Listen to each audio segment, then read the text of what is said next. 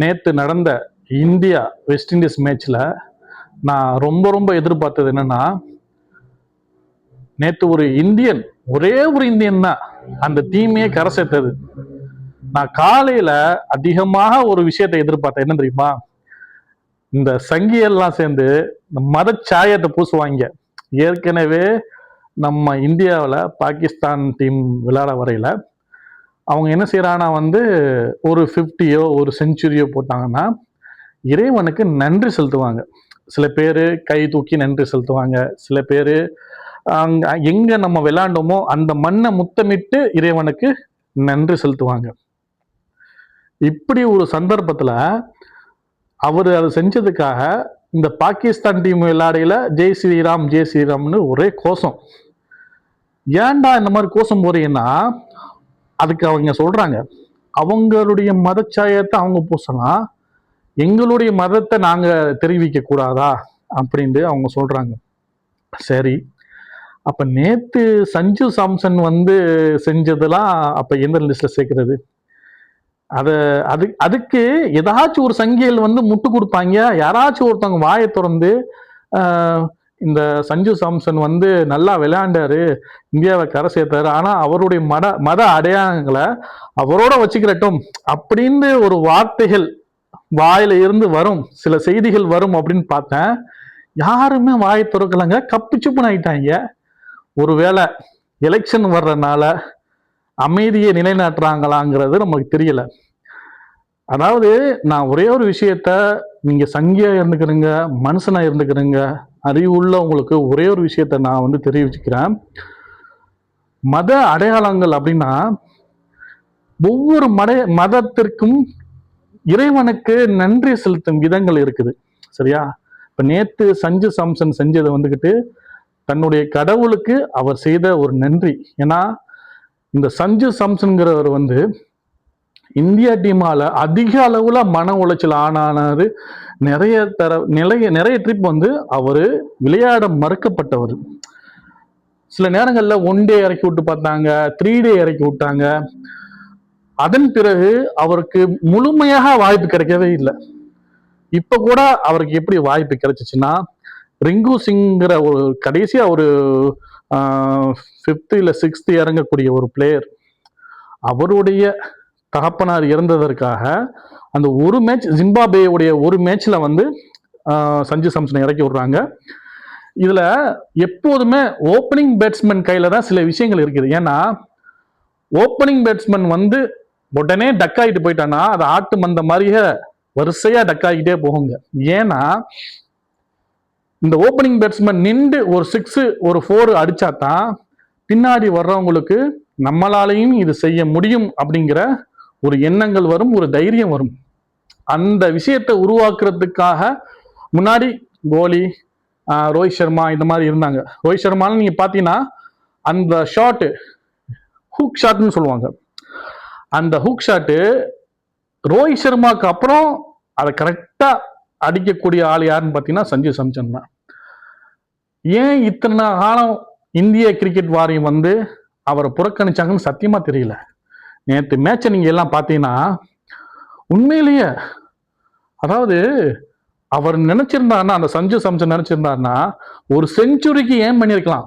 நம்ம ரன் இத்தனை, ஓகே, அப்பனா நம்ம இந்த டைம்ல இத்தனை ரன் அடிச்சு நம்ம ஃபர்ஸ்ட் நம்ம செஞ்சுரி அடிச்சிருவோம் அப்படின்ட்டு எத்தனையோ பேரு இந்திய டீம்லயும் நான் சொல்றேன் 98 ரன் எடுத்துட்டு 90 ரன் எடுத்துட்டு ரொம்ப ரொம்ப பாலை கடத்தி தன்னுடைய செஞ்சுரியை பூர்த்தி செய்வதற்காக எத்தனையோ இந்தியர்கள் விளையாண்டுருக்கிறாங்க. ஆனால் தன்னுடைய அணி, இந்திய அணி ஜெயிக்கணும்னு ரொம்ப ரொம்ப போராடினாரு சஞ்சு சாம்சன். இப்ப நான் இந்திய கிரிக்கெட் வாரியத்திட்ட கேட்கிறேன், இப்பேற்பட்ட ஒரு பிளேயரை எதற்காக இத்தனை காலம் புறக்கணிச்சிங்க? இப்ப ஒரு சப்ஸ்டிட்யூட்ல விளையாடக்கூடிய ஒரு சாதாரண ஒரு பிளேயருங்க அவரு. ஆனா அவர் பாருங்க, ஒரே ஆளு இந்திய டீமையே வெற்றிக்கு கொண்டு போனது. அது ஒரு முக்கிய காரணம். அதற்கு கண்டிப்பாக கம்பீரும் அமித்ஷாவுடைய மகன் ஜெய்ஷாவும் இது தொடர்பாக செய்தியாளர்களுக்கு பேட்டி அளிக்க வேண்டும். இப்பேற்பட்ட ஒரு பிளேயரை எதற்காக நீங்க அவர் விளையாடுவதற்காக அனுமதிக்கவில்லை அப்படிங்கிற ஒரு விஷயத்த நீங்க சொல்லணும்.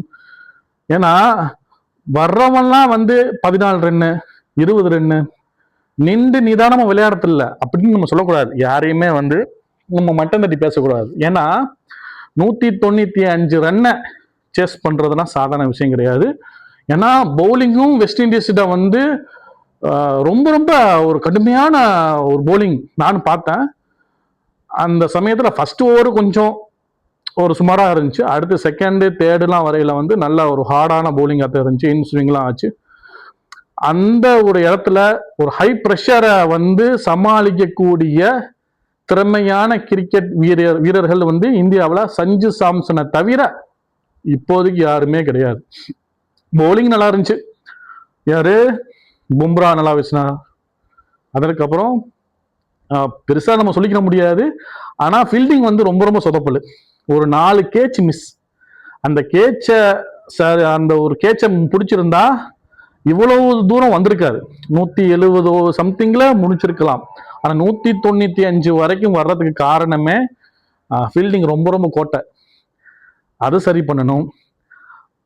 என்ன பொறுத்த வரைக்கும் கேட்டா, இந்த மத அடையாளம் அப்படின்னு சொல்றாங்கல்ல, யாரு அவங்களுடைய அடையாளத்தை அவங்க கடவுளுக்கு நன்றி தானே செலுத்துறாங்க. இதனால உங்களுக்கு என்ன பிரச்சனை? இந்த சங்கிகள்கிட்ட நான் கேட்கிறேன், ஜீசஸ் அப்படின்னு இப்படி செய்யறாங்க. அதே மாதிரி முஸ்லிம்கள் இறைவன்கிட்ட நன்றி இப்படி செலுத்துறாங்க. சில பேரு அந்த மண்ணுல முத்தமிட்டு இறைவனுக்கு நன்றி செலுத்துறாங்க. அப்ப இதனால உங்களுக்கு என்ன பிரச்சனைன்னு எனக்கு சத்தியமா புரியல. ஏன்னா ஒரு முஸ்லிமோ ஒரு கிறிஸ்துவனோ பண்ணா உங்களுக்கு தவறு. ஆனா இதுவே ஒரு ஹிந்து மதத்தை சார்ந்தவங்க செய்தானா தவறு இல்லை அப்படின்னு தான் நீங்க நினைக்கிறீங்க. ஏன்னா இதுக்கு முன்னாடி 2020 வேர்ல்டு கப்பு ரோஹித் சர்மா தலைமையில வின் பண்ணாங்க. அந்த சமயத்துல ரோஹித் சர்மா அவருடைய குல வழக்கப்படி, அது என்னன்னு எனக்கு சரியா தெரியல, அந்த கீழே உள்ள புல்ல புடுங்கி திம்பாரு. அது அவங்களுடைய வழக்கம். அதையெல்லாம் யாருமே விமர்சிக்கவே இல்லை. இதுவும் ஒரு மத அடையாளம் தானே. அப்ப அதை நீங்க விமர்சிக்கலாம்ல. ஏன்னா சிறுபான்மையினர்கள் செய்தால் தவறு. ஆமா, இது மற்றவர்கள் செய்தா அது தவறு இல்லை. அப்படித்தானே இது தோணுது. ஏன்னா மக்கள் எப்படி நன்றி செலுத்தினாலும் இப்ப சில பேருக்கு என்னன்னு எனக்கு புரியல. அதனால இந்தியாவுல ஏகப்பட்ட திறமையாளர்கள் இருக்கிறாங்க. அத்தனை பேருக்குமே வாய்ப்பளிக்கிறது இல்லை. குறிப்பாக சிறுபான்மையினர்களை சொல்கிறேன். கண்டிப்பாக அவர்களுக்கெல்லாம் இந்திய கிரிக்கெட் வாரியம் வாய்ப்பளித்தால் நிச்சயமாக இந்த மாதிரி ஹை பிரஷரை எதிர்கொள்ளக்கூடிய பல லட்சம் பேர் இருக்கிறாங்க இந்தியாவில். நீங்க அதான் இப்ப உங்க கண்ணுக்கு இப்ப சஞ்சு சாம்சன் மட்டும் தெரியுது. இதுக்கு முன்னாடி ஒருத்தர் இருந்தாரு, யாரு, மகேந்திர சிங் தோனி. எப்பேற்பட்ட ஹை பிரஷரா இருந்தாரு, அவரு கூலா அதை ஹேண்டில் பண்ணுவாரு. அந்த மாதிரி நிறைய சில பிளேயர்கள்லாம் இருக்கிறாங்க. அந்த மாதிரி பிளேயர்ஸ் எல்லாம் சிறுபான்மையினர்களா இருந்தாலுமே அவங்கள நீங்க அணிக்கு சேர்த்தீங்கன்னா நிச்சயமாக இது போல் பல வெற்றிகளை இந்தியாவால அடைய முடியும் அப்படிங்கிறது என்னுடைய கருத்து.